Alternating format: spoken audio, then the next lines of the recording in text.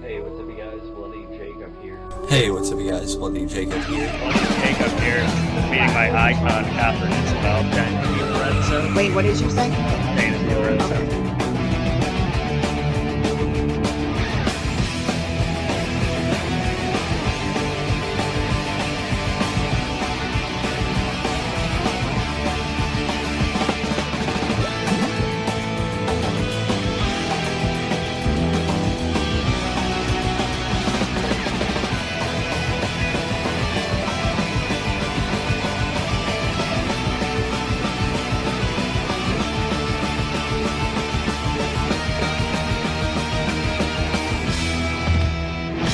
Have a good one. You guys better subscribe and watch my friend on his YouTube channel. He is kicking ass.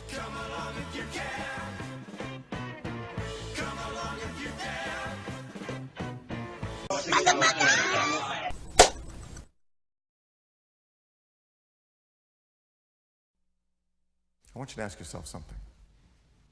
Do you remember anything after being scanned by my bodyguard?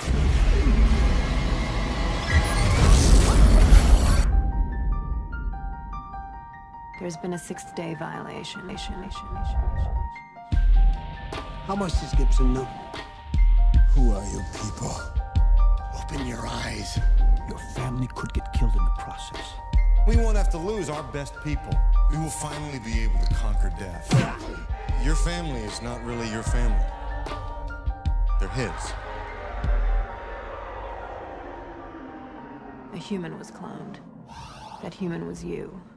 Kinda takes the fun out of being alive, doesn't it? Tell me why I'm a threat. The Supreme Court upheld the laws against human cloning. Why kill me and not the clone? You saw him. He didn't see you. Daddy? We found him. They'll do anything to destroy the evidence. And you're the evidence. He has a wife and kid, right? What are you gonna do? Hey, what's up, you guys? Bloody Jacob here to bring another movie review. This time we're going to be talking about The Sixth Day. Take my life back.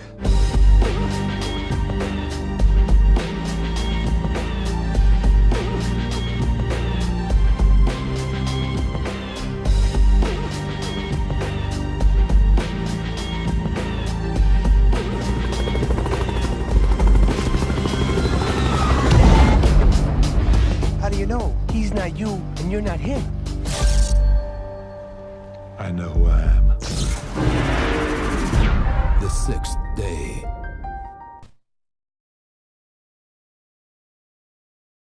A family man of the future is illegally cloned by accident as part of a vast conspiracy involving a shady billionaire businessman and is thrust into a struggle to clear his name and protect his family from the conspirators who seek to keep the cloning a secret.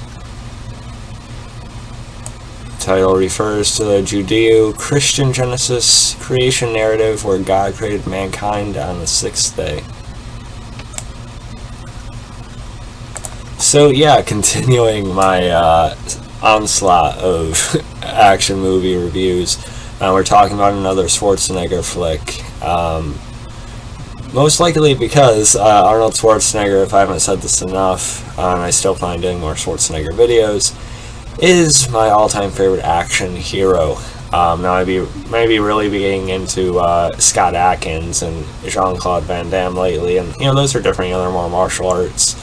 Overall, it's always going to be Schwarzenegger for me. I've looked up to him since I was pretty young. It's just been great seeing him go, from all pretty solid 80s, 90s action flicks to some more mature and nuanced, or at least serious type acting over the last few years. Films like Aftermath and Maggie and stuff like that. Now this film came out in 2000. I think it was one of the last few he did, at least before he became governor. I could be a little bit off about that, but it was in 2000, so it was just like a few years before. And yeah, I was attracted to this not just because of Schwarzenegger, not just because it was on Netflix and Amazon Prime, but also because the rest of the cast. Schwarzenegger is obviously very good in this movie if you like him as an actor at all.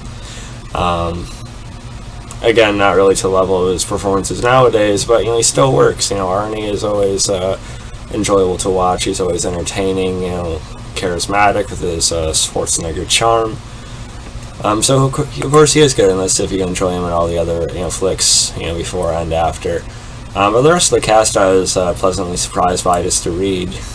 We have Michael Rooker there, we have a young Terry Crews, we have Robert Duvall, who he's a different kind of actor to appear in a movie like this, I think. He probably gives the best real acting performance of the movie though.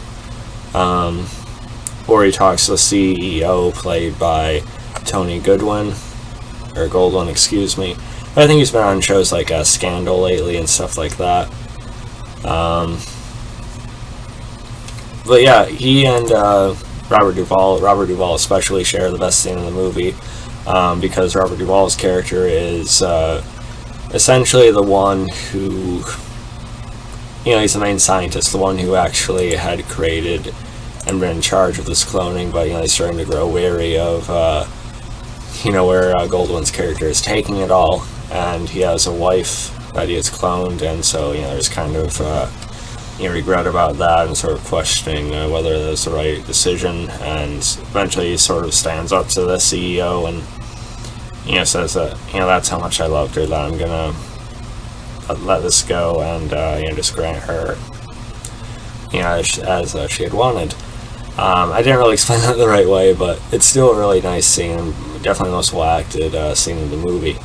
And Michael Rooker, of course, now known for The Walking Dead as Merle and Yondu in the Guardians of the Galaxy movies. He's sort of like the main henchman that's pursuing Schwarzenegger throughout the movie, and he is pretty good to see as well. And this is also Terry Crews' acting debut, and he was fine here. And then you also have Michael Rappaport, who's just been in a lot over the years. I recently just seen him in Justified as I was watching that series, and he plays Schwarzenegger or Adam's best friend in this. He wasn't in much of it as I thought he was going to be, but he is still good to see.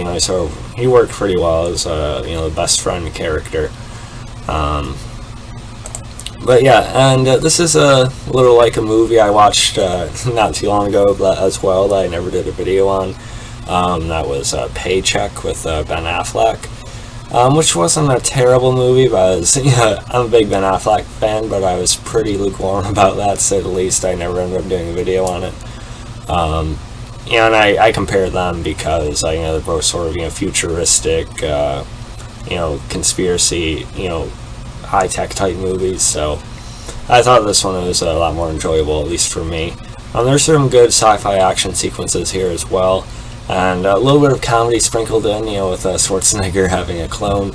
And there's this whole subplot about Schwarzenegger deciding he wants to get this repet for his daughter after their dog had died, and being sort of a debate, should you really replace that, or should you let this pet or even this person live on your memories? What's really right? And I guess somewhere I read that this movie is supposed to take place in 2015, which is kind of funny. But yeah, I did another review of Schwarzenegger's The Running Man not too long ago, so check that out if you want. Hard to compare the movies, but I might have enjoyed The Sixth Day just a bit more, I'm not sure. But yeah, definitely an easy watch, although I feel like The Sixth Day was a bit long. It's slightly over 2 hours. I don't feel like it needed to be quite that long. It felt like more like an hour and a half, hour and 40 minutes type of movie. But, it was still worth it. I still liked it, and I'm giving it a solid B. I almost wanted to give it a B+, but I definitely wouldn't give it any lower than a B for sure. I liked it. It's probably one of the better, not really earlier, but one of the better sort of like that half of Schwarzenegger movies, I guess you could say, compared to what he does now. But yeah, and that scene was quite funny with the doll in the car and everything, as well as when Michael Rooker has the doll in the seat when they're trying to chase after him. And just the doll's verbal reactions when she gets her head blown off and stuff like that. It was kind of funny. So yeah, I don't know what you guys thought about The Sixth Day. If you've seen it, what are your some? what are some of your favorite Schwarzenegger flicks, and yeah, follow me on Instagram, Facebook, Twitter, and I'll catch you guys next time. Peace.